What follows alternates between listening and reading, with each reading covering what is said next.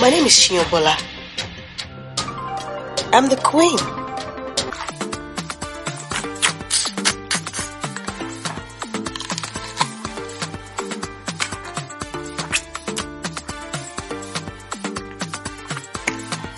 Madam Masala. Your phone just beeped. Check. Madam, it not be every alert, na credit alert. My bank, they send me happy new mom message. And hey, another thing that I've been trying to, this one, I have a huge problem with this. This is another thing that they exaggerated. So they're saying that she used somebody's voice, right? That's what she's been using to blow. And you're telling me is at all, she did not have voice. Like I can get it. Maybe she doesn't have a stellar voice. She doesn't have the, award-winning voice. But at least for you to be, how can you, they were making her sound like a frog. How can you have a toad's voice and you entered music? How can you have a toad's voice and you rose up the music career and you're telling me that it was simply because she had somebody in the background that was singing for her? That would not sell. Like when she does collabs on call, when she goes for lives on call, when she goes for interviews and they're like, oh, could you sing us a verse from your song? Are you telling me nothing like that happened in her career, right?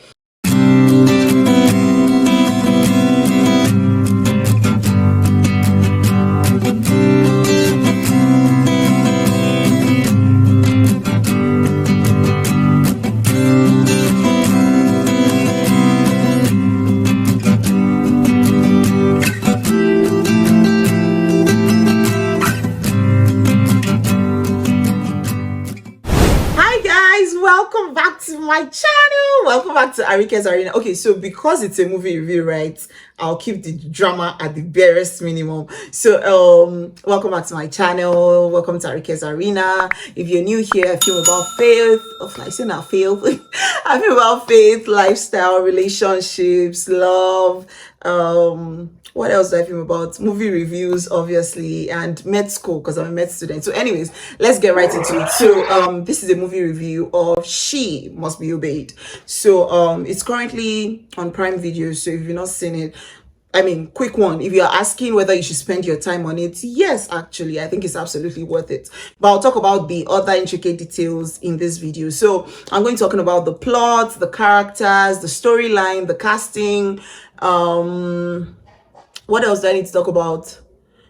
Delivery and progression, and production. All right, so those are things I'm going to talk about. So first off, right off the bat, I think it was a well-produced movie. Oh, forgive my bias, but I think Funke Akindele's movies are usually, of fairly good quality, generally.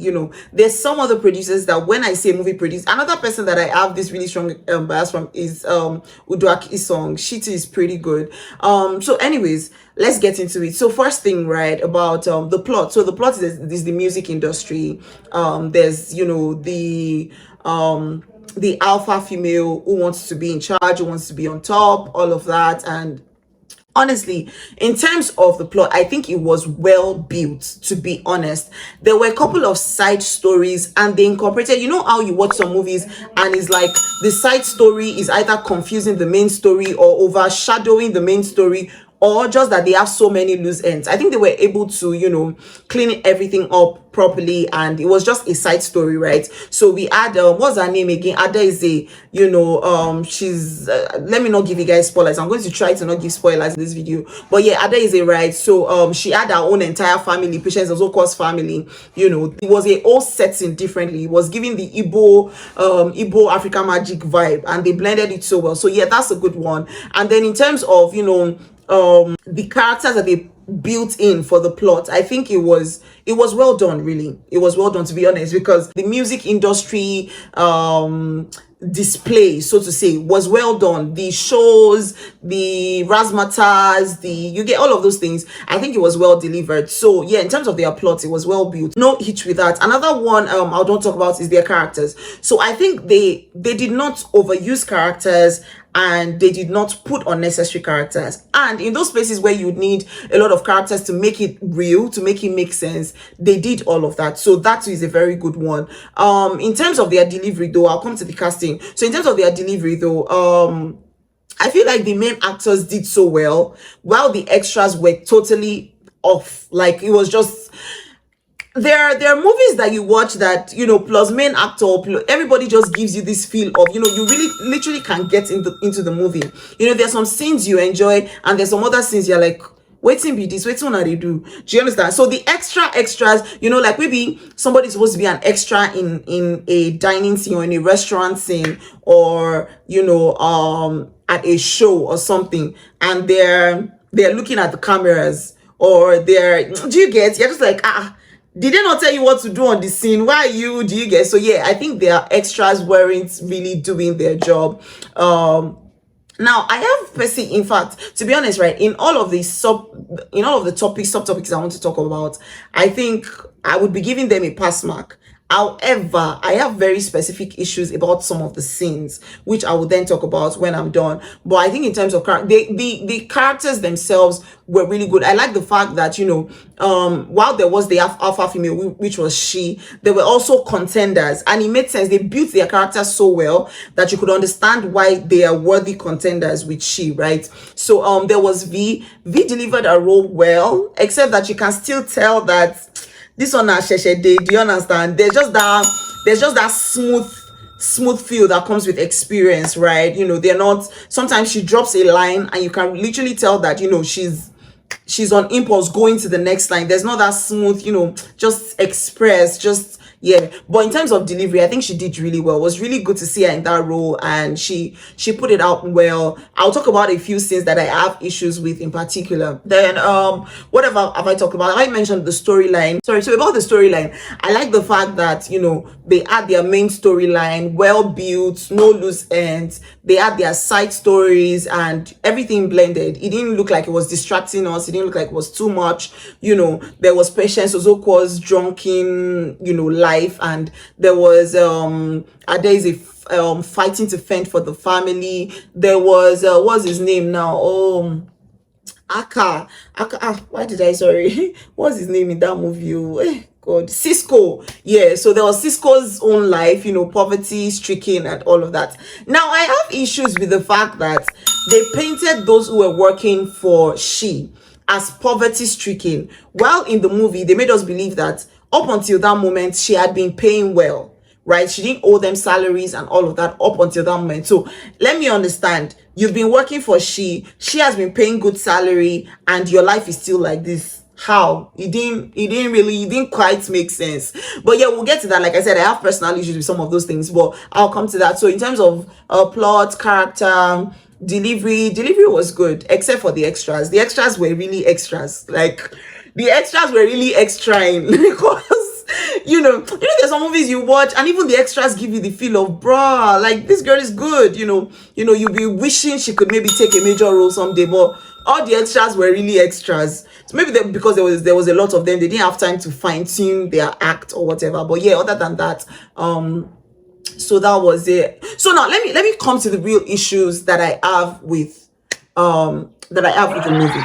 First one is, I think they exaggerated too many things such that it took away the real life feel. You know how you watch a movie and you can really just fall into it, like you can really enjoy, you can believe that, oh, this could be somebody. They took that away from us because they exaggerated so many things. So Funke Akindele was supposed to be somebody that was living a double life, so to say, right? Outside she's prim and proper and all of that. On the inside, number one, she had this bald head and all of that. I feel like they made her look like a true, what's the name for that these idiots looking animals. That's what they made her look like. I don't think that was necessary. I feel like if she had that much money, she would have been able to do anything to, give her scalp a fairly good treatment, or, just something. Throughout the movie, she didn't even wear a bonnet once. You have that kind of hair issue, you don't wear bonnets, and you want to tell me that nobody ever walked into her room up until that drunken scene? It didn't add up. So I feel like they exaggerated. Also, when she got home, initially she said she wasn't, she was a vegetarian or something, and then she got home, they wanted to show us that, oh, person with us say she be vegetarian, or say she chop meat anyhow. So they now got home, she was eating the food so irritatingly. I'm like, I get it, you people want to paint her as double life, but nah, she cannot reach this level in her career and still be this person. Do you understand? Like at some point, I don't, do you know how many dinners she must have had to go to? So at some point, our quality of life, or our lifestyle would have gotten upgraded. Do you understand? So you cannot be painting her as a village girl who has climbed up the ladder that far, so she now comes home and now comes to be eating as if she's one. Nah, no, it was too much. I think they could have, maybe they could have portrayed that in her eating a lot. She's still eating neatly, but she's eating a lot, right? For somebody who says she's vegetarian, obviously pack a lot of meat. That already delivers the message. But the extra, and then all our anger scenes were just not giving. God, but forgive me, the anger scenes were not angering. Do you understand? Like it seemed to what's the word now? Too doctor. Do you get it? It seemed like, oh, so after you say this line, then you show that you're angry, and then God, I mean. So yeah, there's that. I did not like that. I feel like that was exaggerated. There was another thing that I think was exaggerated. Also, I was talking about Cisco's life and how they made it look like it was living in abject poverty. Like the what's it called? The environment, the area where it was living, the streets, the whatever, was too low life for somebody who was working for she. You're making us believe this is near, you know, probably one of the most popular people in the industry. It's like telling me that Davido's driver now lives in some village inside Okokomaiko or something like that. Do you get it? It just wasn't believable, which is my point. I feel like they stretched it such that it took away the what's it called, the believability, so to say. Then another thing was about Funke's Akindele's history. Funke Akindele's history, right? And how she became the kind of person that she became, you know, trying to tell us her history with her mom, Shafi Bello, and all of that. I think the history wasn't really historying, like, because nothing really happened. All they showed us was that, oh, after her mom discovered that, you know, she didn't have the hair growth and all, and then her mom, you know, didn't make her feel good about it. Okay, so like, I don't, that's the kind of thing that when you grow up, you like, you know, eventually when you are established, you can go back to your mother and talk about it. But like, oh, the woman was sick, she was like, oh, she wasn't going to give her, it was as if the woman did something really grievous, you get, to while she was growing up, but they didn't show us that, so that didn't really add up, right? Hey, another thing that I've been trying to, this one, I have a huge problem with this. This is another thing that they exaggerated. So they're saying that she used somebody's voice, right? That's what she's been using to blow. And you're telling me is at all she did not have voice. Like, I can get it. Maybe she doesn't have a stellar voice. She doesn't have the, you know, award-winning voice. But at least for you to be, how can you, they were making her sound like a frog. How can you have a toad's voice and you entered music? How can you have a toad's voice and you rose up the music career and you're telling me that it was simply because she had somebody in the background that was singing for her? That would not sell. Like when she does collabs and call, when she goes for lives and call, when she goes for interviews and they're like, oh, could you sing us a verse from your song? Are you telling me nothing like that happened in her career, right? And you're portraying her as, oh, so like when she was, I think she was trying to rehearse a song with Adeze, and then she was trying to sing a version like, you know, they made the voice so bad. Like, okay, not be all of us get voice, obviously, but like, don't make it look like she had a toad's voice and somehow she rose up her music career. That cannot happen. There would have just been moments where, you know, you would have needed at least the barest minimum to get along. So that did not sell. They exaggerated it. That's another thing. So then which other scene did I have a problem with? Then they had these cliche scenes where, you know, when one gist just dropped, they will now show everybody seeing it at the same time. But does it really happen like that? Like, for instance, they show a bar, right, and everybody picks their phone like, have you seen this? Have you seen? They will not talk to the person beside them. Have you seen that? But everybody in that bar just happened to see the same information at the same time. No,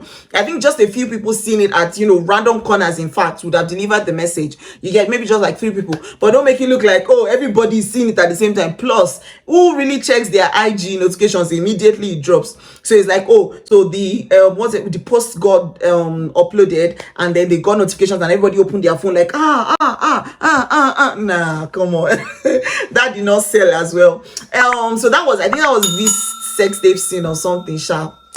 Hey, this film is not a film for children, just in case you are wondering. Do not watch it with your kids, because there's a sex tape inside.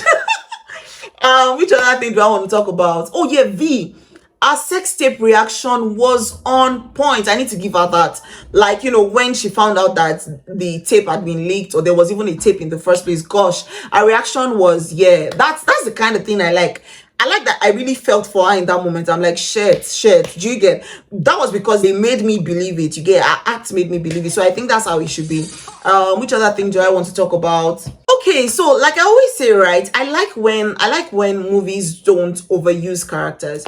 I like when characters stick to their role. Like if you're a comedian outside of that movie, if your role in that movie is not to do comedy, don't try and be funny. You're ruining your character. So I think they did that well, right? They did that well.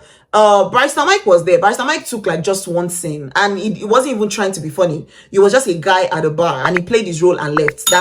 I like that. There were a few other people. Mike Ezuroye was supposed to be the comedian, and he delivered. I think he delivered well. You get, he's the comedian of the family, he's not serious with his life, all of those other guys. So I think he delivered that well. Which other one? Generally, right, they did not overuse characters. They did not make somebody show. Let's not be as if, oh, it's only once the person showed. Then I think I'm also going to give them a plus for from paying attention to the little details. Like there was a time when I don't know who it was he at Daisy or Mike Israeli that was making a call at night, and we could literally hear crickets. Like we could hear cricketing. What's the verb? Anyway, we could hear crickets even in So yeah, I like that they paid attention to the little details, right? And I think another major problem that I had with them was the ending. That ending was unnecessarily bloody and violent. Kilaju. The fight between Nancy Sime and Funke Akindele. What happened? Small thing. She have knocked her head on the floor. There's bleeding. I'm like, okay, hold up. Really, how many music industry fights end like this? You guess? I think it was too much. It was a little too. How are they trying to be also violent? And meanwhile, at the same time, there's another thing. Lateef Adedimeji too delivered his role. I think he delivered his role fairly well. Nancy Sime, obviously, like I said, the good actors acted well. But there's a scene that I found really hilarious. So there was a scene where his towel dropped, right? He was naked and his towel dropped. That scene was it wasn't giving. I'm sorry. Not giving in the sense that it was a nice scene, but I feel like it wasn't giving in sense of his surprise. So what happened was he was holding his towel, right? And he was trying to tell Nancy. And I think Nancy said she wanted to charge. So he was trying to say, oh, it's okay. Do you understand? So is okay was supposed to come. The hand was supposed to come off with the it's okay. And then it was like, it's okay. The towel now dropped. We are like, okay, what's going on? So yeah, but anyways, I think that scene could have been better. But other than that, I think Lateef delivered his role well. Cisco delivered his role very well too. Aka delivered his role very well. ADNG for life. He delivered his role very well. Yeah, I think that was good. Funke Akindele, pretty good as well. The only places I did not like were anger scenes. I did not like them. They just did not give.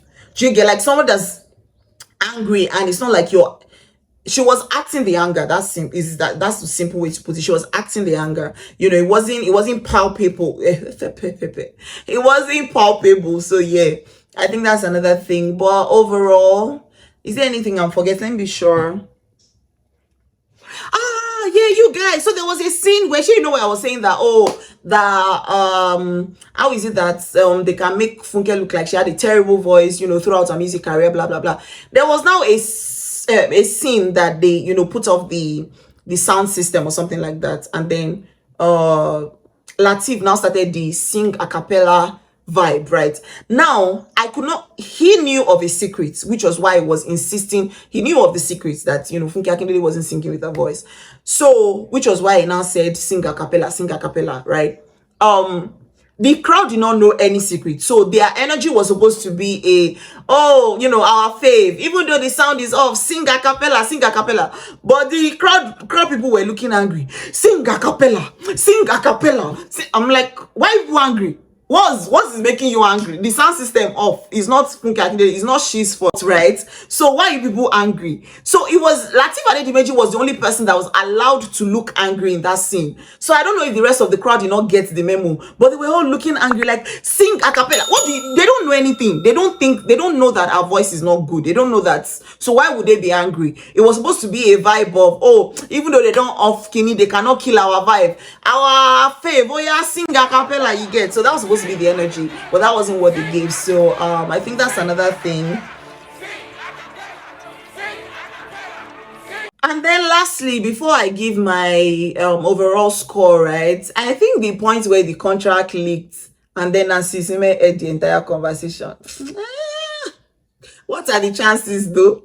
They now said everything in the middle of the road. Somebody that as soon as the brother nabbed her and was like, oh, something about the contract, she was supposed to drag him immediately, like, we cannot talk about this here. You understand? They now leak the entire information, leak the entire detail. Now see here everything in the middle of the road at an outside place. No, no, that's not gonna happen in a real life situation. So yeah, I mean, the things I'm just speaking to are things that do not feel real, right? Because I feel like a movie like that, when you have a good story, like it was a really good storyline. The progression was really nice. I feel like when you have a good movie like that, it's bad when little things like delivery, when it ruins the movie for you, you get that kind of thing. So basically, Sha, that's everything. So overall, Sha, if I'm to score the movie, I'll give it 7.5 over 10, because 7 will feel too low, 8 will feel too high. So yeah, 7.5 over 10.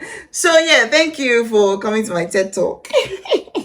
I can do my drama now. We're done with the video.